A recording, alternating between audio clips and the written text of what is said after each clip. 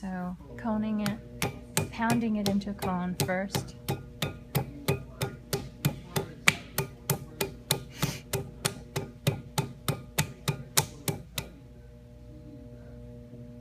It's weird. The wheel isn't going. Okay, making sure that there is no air trapped down in the bottom there. Let it. The first thing is the ring. Get a good ring going, and then 12 o'clock. You can center this with one hand by doing that pushing motion, just in one mode, you know. The second hand is there just kind of to give it a little extra strength. It speeds it up. And you push down, not quite on top, but on the side. Cage this. Do it again until it gets into a dome shape.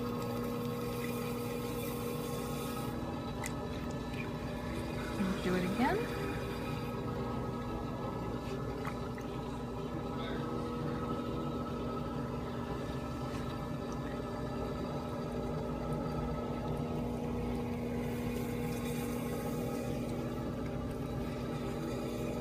More time.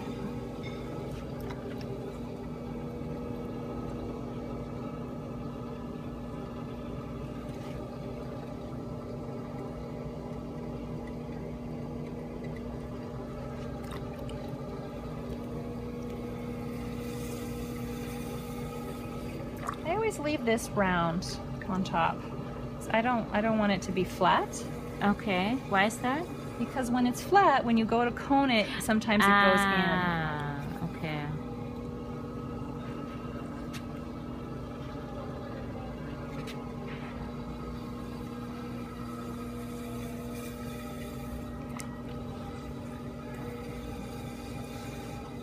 And now I'm going to flatten this part. And that is your right hand is on top, and then the left one is just supporting it. Yeah, just to get it into that flattened shape, like this. Okay, so my left hand is really just putting pressure here, and my right hand is putting pressure here. Yeah. Okay, and then I'm going to drop the hole. And that's also just your left thumb, and the right hand pushes it. And you don't pull yet, you just kind of push down. Pushing down.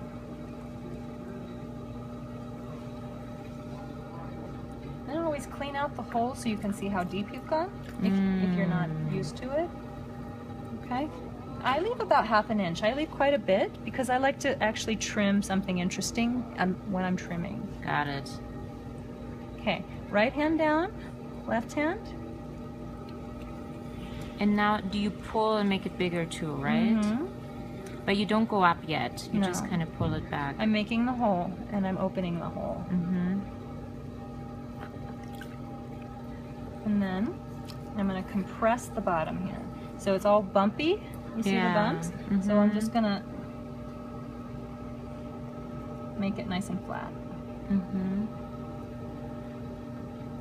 Okay. And then I'm going to bring up the wall. Yeah, so that's 12 o'clock, and just with your right hand, and the left hand helps to push it equally. Yeah, that's a phenomenal trick. Always make sure it's wet enough, though. That's the key. So I'm going to do it again. There's a lot of clay down here. At 12 o'clock, I'm bringing it in and up toward my face. Okay, when I get to the top here, I don't just come off. I keep it here for a while, make sure that it's round. And then if it's sharp, I round this down a little bit. Okay. If there's any water, I just try to clean it all up. Okay? So now we're going to wet the wall on the inside and the outside. I try, as much as possible, I try to use the slip instead of like more water. Because like I said, the water will just keep rinsing out more clay. So I'm going to push in. I'm pushing with both hands and I'm keeping them staggered. And the right hand is lower than the left hand. Yeah, right? Until I get to the top, and then I can even it out. But only at the top. Okay, one more time. Each time I do this, I prepare for the next pull by cleaning out what I can and wetting the walls. Ah, so you first take from the inside the water and then you... Yeah, I just try to redistribute it so that it's evenly on the inside, evenly on the outside. Okay, and I don't squeeze all kinds of water on there. I can't stand it when people do that. I've seen it. You know? It's good to know the right way. Now, every time I go to pull these early pulls, there's a lot of clay down here at the bottom. So I try to get the clay, I push it, and I try to get it up into the wall. And that's the S shape that we talked about. Wow.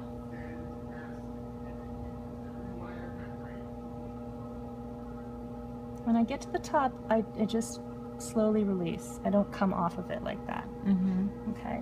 And then wherever it starts to get flat like that, I round it off again. So I'm always looking at the top being round. I want the top to be round. Okay. So maybe one more pull down at the bottom.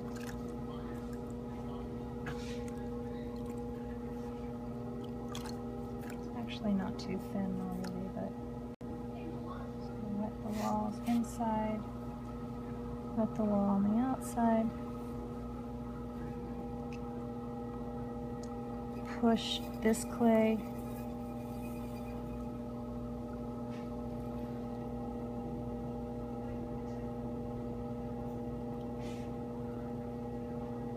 you notice I'm not using like all my fingers, like the whole I'm only using my fingertips. This is where I'm touching. If you drag your fingers along, you're going to wipe off all the moisture and sweat and make it drier and harder. Okay. So now I can shape this too.